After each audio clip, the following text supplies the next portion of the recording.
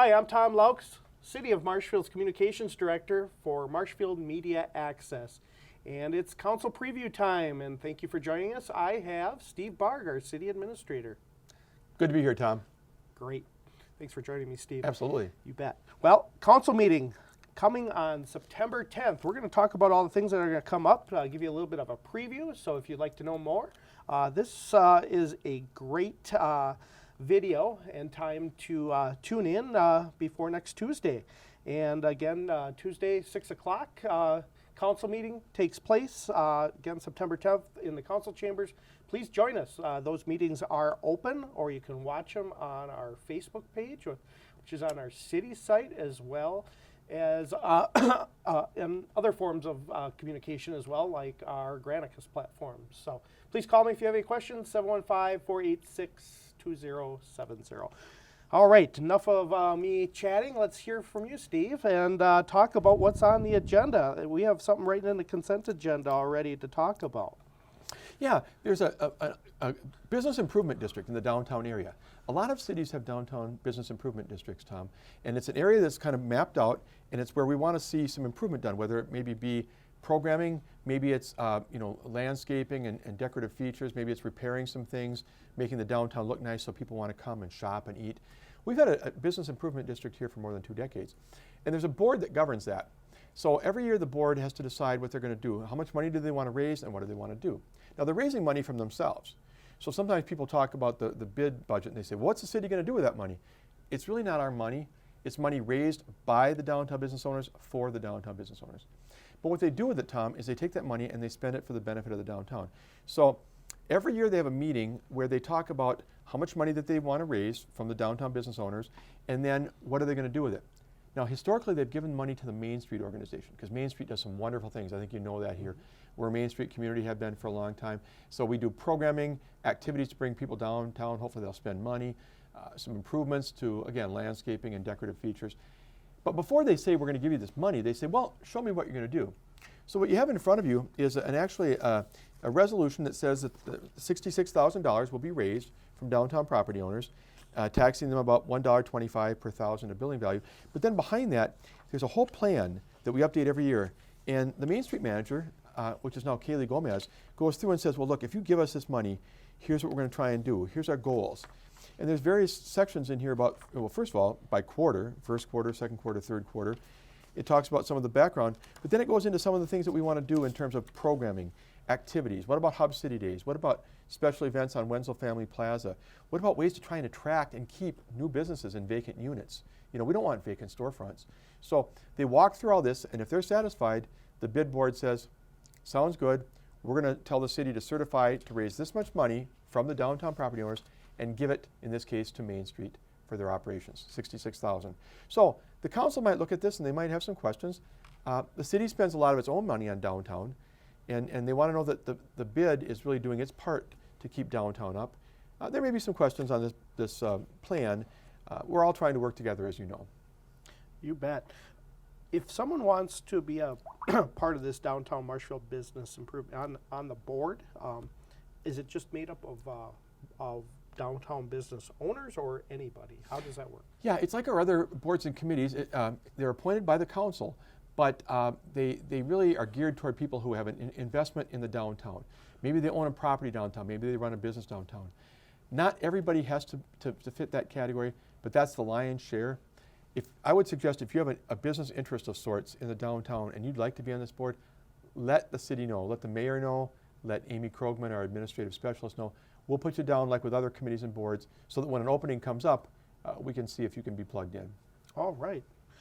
Well, that looks good. Let's see what the council has to say about that next week, and we'll learn more on Tuesday. Sounds good. All right. Well, let's talk another piece that's going to be on our consent agenda that goes through our committees the week before or a couple weeks before. It depends on if there's stuff on that agenda. Let's talk about our taxi service, which is not owned by the city, as I understand, right? Correct. But could be like a suspension of service policy. Can you tell me a little bit about that? Yeah, just to dovetail on what you're saying about who owns it. The city is like a middleman, if you will. So there's federal and state grants that pay for about 60% of the program. The rest is paid for generally through fares, taxi fares that riders pay. But it's owned here in the city of Marshfield by a company called Running Incorporated. They're in Viroqua. And I know when they first came here a few years ago, Tom, people said, now they're not in Marshfield, they're in Viroqua. How are they going to know how to help people here? Are they going to know the streets and all that? Well, they hired people in this area, and they're doing a very good job. We get complaints now and then, but they're doing an excellent job overall. Well, sometimes, as good as this is to have a shared ride taxi service that people can call, and it really benefits our seniors and people with disabilities, sometimes somebody might do something that's not good. They might not pay, or they might call all the time, and then when the driver comes, they're not there. Or they might get in a cab and be abusive, or even violent if they get mad at the driver or another passenger. We can't have that. So the state has encouraged all communities to pass a policy that says service can be suspended for some of these things. And if you look at the policy, it talks about some of those things about unsafe behavior. The rider is drinking. The rider is behaving in ways that are detrimental. They don't show up. They don't pay their cab fare.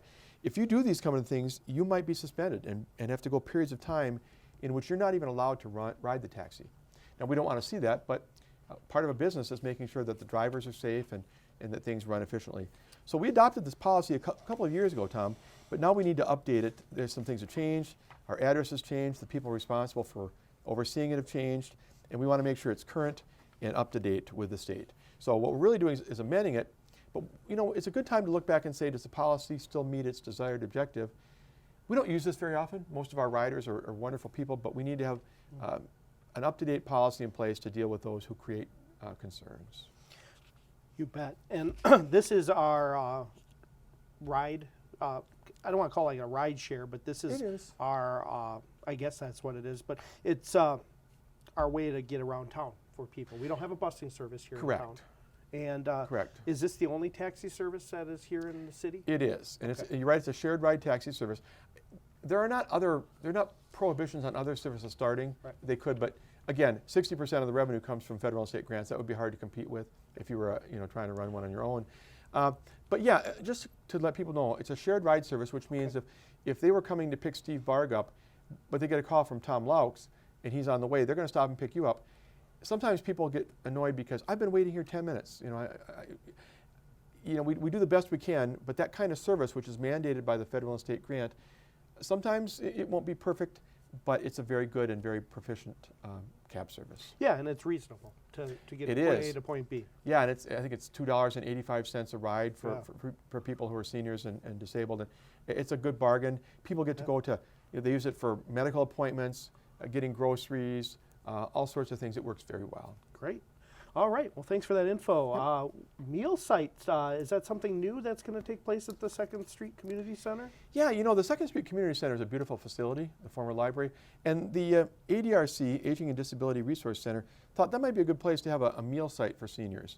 So they're looking to kind of create a congregate dining type of place for people who are 60 years and older who come to the site, and a great place to socialize, have a good meal. And right now they're just looking to see if the city would allow them to have a site like that on the 2nd Street property in the community center. They would still have to come back and get a formal approval of here's what's going to happen. Here's your responsibilities. Here's our responsibilities. But they wanted to see if the city and the council were acceptable to this. And the Board of Public Works talked about it the other night, Tom. They're very supportive. Think of who's in the building right now. We have the senior center. We have other operations going on there that kind of cater to that type of use. It would be a good location. And there seems to be room. So the thumbs up, if the council gives thumbs up, it will direct Justin Casperson, the Parks and Recreation Director, to go back to them and say, conceptually it's great, now let's try and work out the details. What hours, what remodeling would you be doing, and those types of things. Yeah, because, you have the space, you have some rooms over there that are quite large that could fit the bill over there. Yeah. So we're really in the beginning stage, but the council needs to bless this plan and then move from there. So a lot of communities have, do we have a senior meal site anywhere else in the town? I'm not aware of one. I'm not aware of one we have either. Meals on Wheels where people bring that. But the great thing about a congregate dining thing is that two parts. One, the meal. Get a good, hot, healthy meal. Yeah. But visiting, enjoying company, getting to know people, hanging out with them. It's a twofold benefit. All right. Well, we'll see what the decision on that moving forward. last night Dean showed some videos. This is when we had our public works meeting. If you guys are watching this, it's Wednesday right now, week before the council, and he showed some videos on some plowing last night at the public works meeting. Yeah. We need new plows, huh? Yeah, it's kind of funny. The chair, Tom Butke, leaned over to me during that point and said, I don't want to talk about snow tonight. You know, it's only September 4th. And truthfully, no one wants to think about snow quite yet, but it won't be far away, and we'll be dealing with it. Dean Schiller has looked at a lot of our processes and equipment to see how to make it better. And he talked about getting a couple of snow plows. Now, the first one, these two new plows, two 12-foot plows and one 8-foot plow, would be used to plow parking lots and haul snow. Right now, we contract with that for a lot of work. So you always have the conversation, Tom, is it more cost-effective to do work ourselves or to pay somebody to do it? And I think he's kind of come to the perspective that we can probably save money by doing a lot of this work ourselves instead of contracting it out. But to do that, you need the equipment. So looking at getting two 12-foot snow plows, they're called Snow Wolves. That sounds pretty tough, doesn't it? Mm-hmm. Pretty strong. He demonstrated that with one of the videos from a company called Swiderski Equipment, and then an 8-foot one as well from them that would be used for different types of projects. But that would supplement the snow plows we have and make it possible for us to take on additional work, like city parking lots, like hauling snow away from areas like the downtown. And it makes sense. It does. I mean, as long as the staff is able to do it and they're available and doesn't create, I guess, any overtime and stuff, then yeah, why not, right? Absolutely. You bet. And along with that, looking at behind that, the next item, leasing two loaders for snow plowing. I don't think people realize, Tom, unless you've watched the crews work, that a lot of the money we spend on snow plowing every year is, of course, a lot of it's plowing snow, but a lot of it is loading and hauling snow away, especially from downtown Marshfield. We have a wonderful downtown, but boy, you think about how tight it is down there. When those parking lots and those streets are filled with snow, you can only push it to the side so often, and then you got to haul it out of there. So looking at trying to lease for the winter season, two loaders, and from a company called Brooks Tractor, they'd be John Deere's, it'd be $11,500 a piece for the 5 months. Good question came up by Ken Bargander. He said, you know what, maybe it makes more sense to buy them. How long do they last, rather than leasing them? And Dean Schiller addressed that by saying, based upon the life of the units, they probably cost $150 or more, and the type of use, the number of months, he believes it makes more sense just to lease, at least for now, and go from there. But it's a way that we can do cul-de-sacs more efficiently. We can do snow removal in general more efficiently. Putting these two together will likely make us more efficient. But we'll look back in April of next year and say, did it save us? Did it not save us? And when you lease, then you can make changes. Yes, you can. You're not you're not out $150,000 times two here. If it didn't work, that's $300,000. That's a lot of money. You can lease and see how it works first, and go from there. Yeah. These are good ideas. These are, and Dean is, he's been here a little over a year, right? Yeah. Relatively new to try some new things, so that's good. Well, he's always looking for new ideas, and truthfully, he looks at these things where, have we been contracting? Would it make more sense to do it in-house? And the reverse. Are we doing a certain process in-house that maybe it makes more sense to contract? You got to evaluate it periodically to see if you're using the most cost-effective method. Yep, and the council's there to look and vet those ideas out. Yeah. So, which is good. So you have a second pair of eyes is really what it is. Absolutely. But we need Dean to bring that forward. And he does a great job. He does a wonderful job as a street superintendent. Now I'm going to turn the meeting on you here, because the next item is yours, Tom. You came forward with some ideas as to how we could get some cable equipment that would be really important, replacing some old and antiquated items. And there's a budget resolution on the agenda. Yeah, there is. We're looking to do a first phase, which I mentioned last night at the meeting, of $9,000 for some new equipment that we do need, Steve. And this equipment's going to be used by staff, myself, and our our communication specialist, excuse me.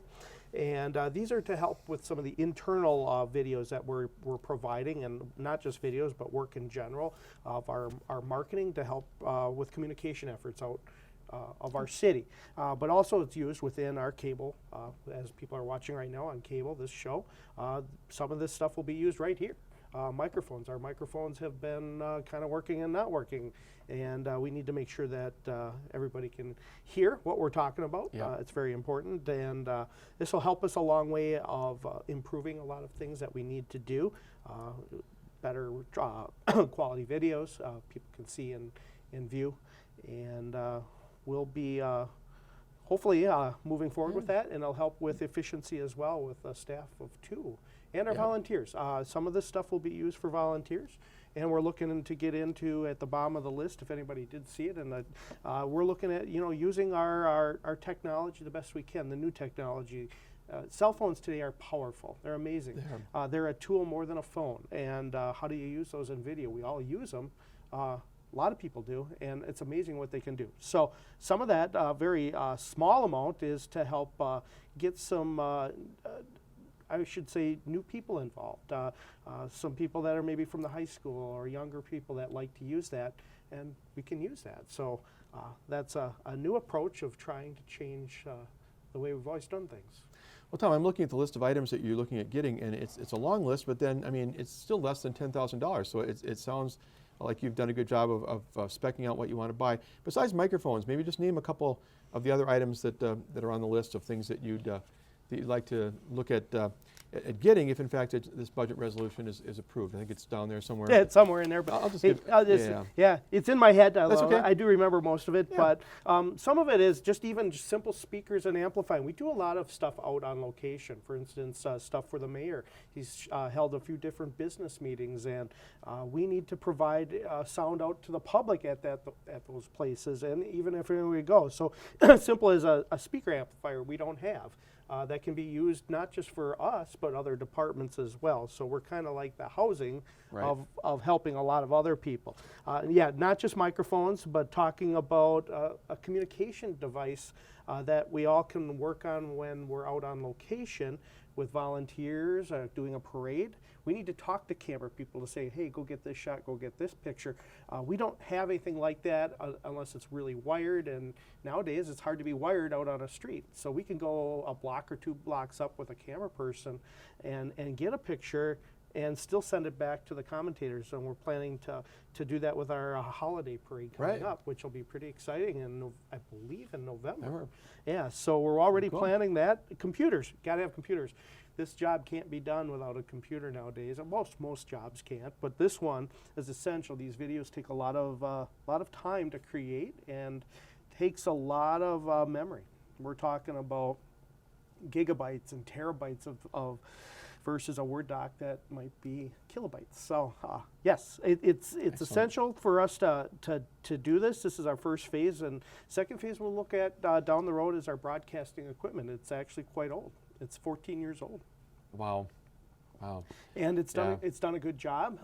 Not that we're going to change from SD. That's really provided by the SD's standard definition, if anybody wants to know what that is. But that is provided by the cable company. We'd love to be HD. We're filming everything in HD now, but that's up to the cable area. But we'll have the equipment ready if they make that decision, and it'll also help our efficiency. But 14 years, so we'll look at that hopefully next year after. We have it in our plans, and help us not just to have the quality, but efficiency, workflow. There's just so many things, and it gets right back down to what we talked about before with Dean.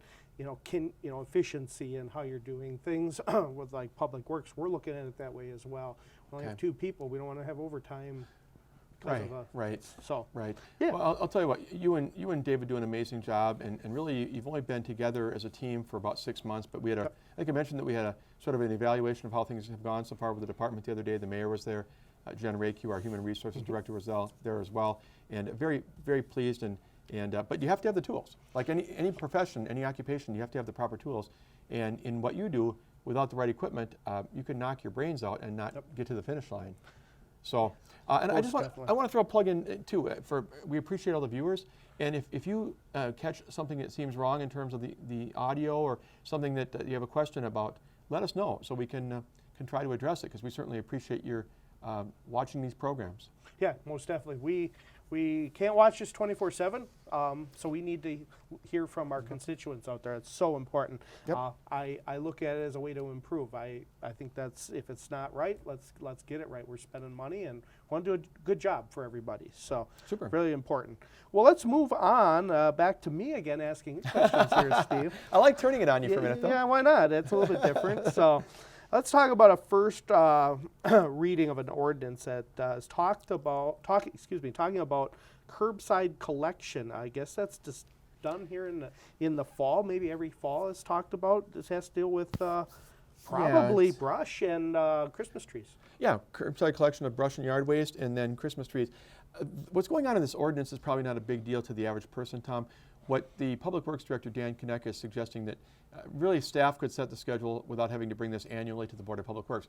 But the bigger issue is the public knowing that there's 2 weeks during the month of January when you can have your Christmas trees picked up, and they'll be publicized and the information going out, and that there's weeks during April and November when we do spring and fall curbside collection of yard waste, brush, leaves, grass clippings. And some people don't know that. Some people are, like, not even just new residents, but people who have lived here 10 years maybe don't know how we do this.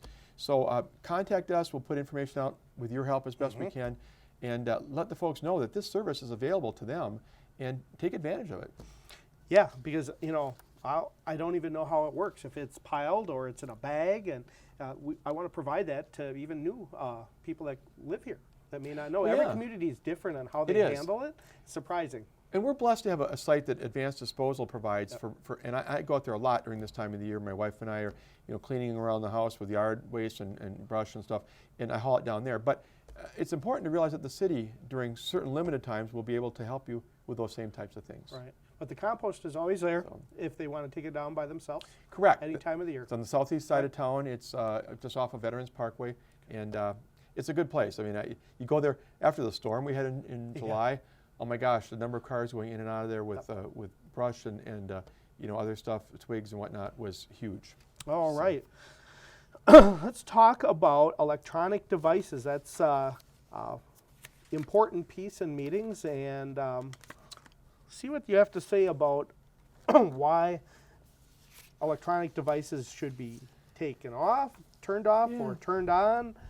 And this is generally by, I believe, council people. Is that right? And committees it'll And affect committees, as well. And the okay. committee members don't even know it right now. So maybe some of them are tuned in right now, but it will affect them as well. We'll be communicating it out to them. I'm not sure what the start date will be on this, Tom. But you've got the last, item I gave to you has my memo, and it also has the updated policy. What's changed since they talked about it a month ago, Tom, is if you remember, there were 3 motions brought up that night, and one of them was by Tom Butke, who said, you know what, I think that cell phones ought to just plain be off during the meeting. Not just on vibrate, but off. Because when they're on vibrate, you're going to see it, you're going to look, oh my gosh, I better respond, this is important. And it distracts. Again, the premise of this, is laid out in the policy, 3 things. That overuse, excessive use of technology inappropriately can cause distraction and disruption to the meeting. It can cause actual or perceived violation of open meetings laws, who are you talking to and why. And it gives the perception that you might not be listening to your peers or to the public who comes to the podium. So what it will be now would be cell phones must be turned off at the beginning of the meeting, and then electronic devices, which is basically their laptop at that point, should only be used for reading materials provided for that meeting or related to the agenda. There shouldn't be any use of electronic devices to do email, social media, whatever, apart from the meeting. And you shouldn't be doing anything unrelated to the city of Marshfield. I mean, you shouldn't be looking to see if you can get a great rate on a flight to visit family out of town. These seem pretty obvious, but it's tempting sometimes when you see something on your phone or your laptop. Oh, I better write to that person. I better do this. And you probably don't realize how distracting it is to others up front. And again, this perception that Tom Laux comes to the podium and says, I'm a resident and listen to my concern, and I'm just sitting there like this. Am I really listening to your concern? So I think there'll be some discussion about the cell phones being off instead of on vibrate. That vote was only by 5 to 4. So the council wasn't fully invested. I think one person was gone that night. You may hear some discussion about, well, what about an emergency? What about if my spouse is trying to get a hold of me and for 3 hours they can't reach me? So we may have to deal with a procedure for that. But I think the 5 people who voted in favor just said, it's too distracting. It's just too distracting. Yep. So we'll see what council wants to do with it. on Tuesday night. You bet. And, cell phones didn't exist that much in the 90s. They didn't. So what did council do back then? I mean, we had a council. So Well, right now, I always say that. So right now you're interviewing me and you're asking what's going to happen at the meeting, and I'm doing this. Are you really convinced that I'm listening to you? no. You're not. I know a lot of people talk about multitasking, Yeah. and you and I can probably multitask as well, but it just doesn't give the impression that you're engaged with the public and with your peers on the elected body. No, definitely. And it's kind of like at church. The pastor sees everything, or minister. Oh, absolutely. You do that. Oh.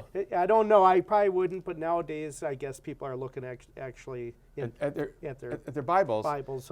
but you got to believe some aren't. No, And, I know, and I just yeah. I've gone to conferences. I went to a conference a couple weeks ago in Elkhart Lake, and there were a lot of people, not me, but other people sitting around on their cell phones. And I got to believe, you get that message that you got to respond to, but somebody's talking to you. They've got information to convey. Please listen to them. I think it's just common courtesy. So It is. I'm curious to see what happens about Yeah, that, me too. because it also has effects with us with how Facebook came about. And Yeah, commenting. yeah. So we'll see what My- happens. My best guess on it is that it will pass in some form, but I think the question about the cell phones being fully off as opposed to being on vibrate may produce some discussion. But I think enough council members are coalescing around the idea that we really should limit the use of that type of communication. You bet. All right.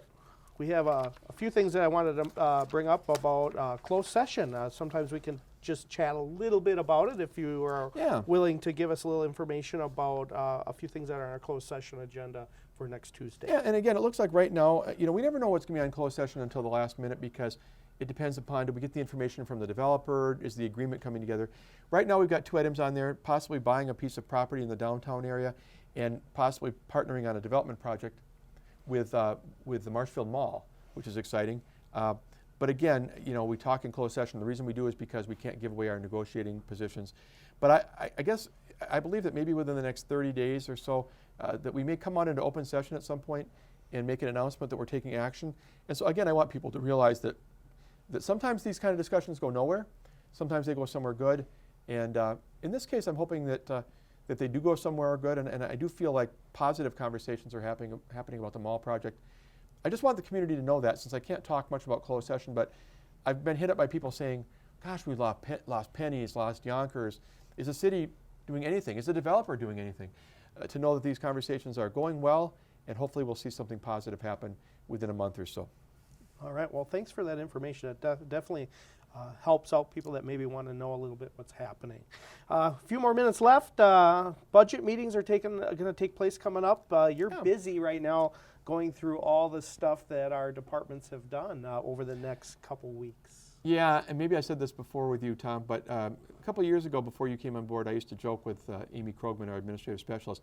We got into late August and early September, and I'd start singing, "It's the most wonderful time of the year." But I think I did that once too many, and she reminded me that really the budget is not the most wonderful time of the year, but it's the most important time probably. This is what sets the spending, taxation for the year ahead. As always, we've got more requests than we can afford. But again, I can't say it enough. Please, in September, it's not the finish line, but please call your council member, call the mayor, email me with your ideas. The budget meetings will be on October 14th, October 21st, and October 29th. 3 meetings in October, during which time hopefully all this will come together and we'll come up with a plan that says, here's how much we're going to spend in 2020, and here's how we're going to pay for it. The general fund budget is roughly $22 million. The total budget's roughly $45 million. That's a lot of money. And we want to be spending it in your best interest. So please, if you've got concerns or questions about spending more money, spending less money, whatever it is, bring them forward as early as possible, because 6 weeks from today really is about the time that we're going to be having those formal conversations in public meetings. Yeah, it's coming up. All right. Well, thank you for that information, Steve. We're out of time. Oh, okay. And I just let people know that they can tune in on the meeting again on Tuesday, September 10th. Tune right into this channel if you're watching 991, and you'll be able to watch it live at 6 p.m. But you have a preview of what's going to take place. This agenda will be out on our city website by Friday. Yep. And you'll get a chance to look at it and see what else might be there, but we gave you a sneak peek ahead of time. And again, thanks as always, Steve, for coming by and doing this. Much appreciated. It's always a pleasure, Tom. Thank you. All righty, and I want to thank my viewers, our viewers, I should say, not my viewers, for joining us, both Steve and I, bi-weekly on this. I enjoy it. It's something I've always wanted to do, and in my career as a host, to do that with the council. So thanks again for watching myself and Steve Barg on our Marshfield Media Access channel.